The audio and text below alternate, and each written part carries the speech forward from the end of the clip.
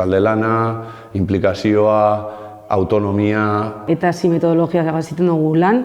Ikasi eta lan egin aldut hemen bertan Zuleibarren.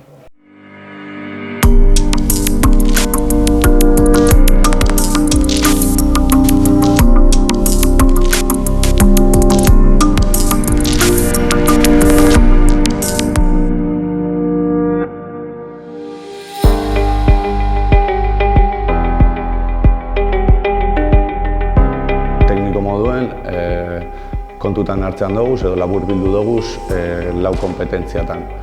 Bata da analizia, edo errealitatearen eta testu inguruen analizia. Beste bat izango zen implementazio, proiektua implementazioa edo gauzatzea kontestu desberdinetan. Proiektuen arlo metodologikoa gehien aintzat hartzen dauena. Eta bestea izango zen, prozesu guzti horien eta ikaslean euren ebaluazioa bai, ez? Ebaluazioa, analizia, implementazioa eta ebaluazioa. Eta laugarrena izango zen gizarte trebetasuna. Gainentzeko ziklotan zeharkako kompetentzia hartzean dana, baina gure pertsona erabiltzen dugunez tresna moduen, lanerako tresna moduen, kompetentzia teknikotzat aintzat hartzen dugu bai.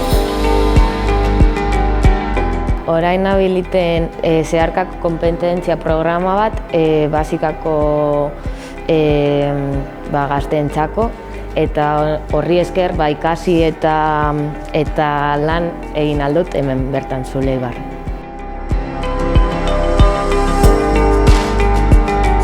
Eta metodologiak egiten dugu lan, eta guri hasiera baten planteetan dozkue arazo bat edo problema bat edo dena delakoa, eta horreri aurre egiteko irtenbideak aurkitu behar ditugu.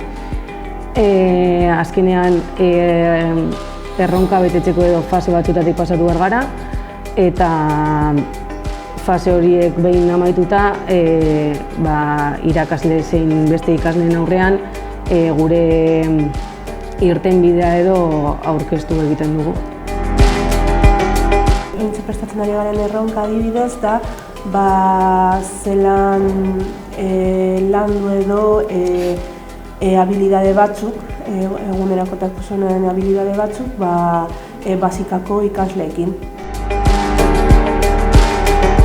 Esen nire lehengo pentsamendue, baina orain kurtsoa bukatuta gero, uste merezi duela karrera egitea bai.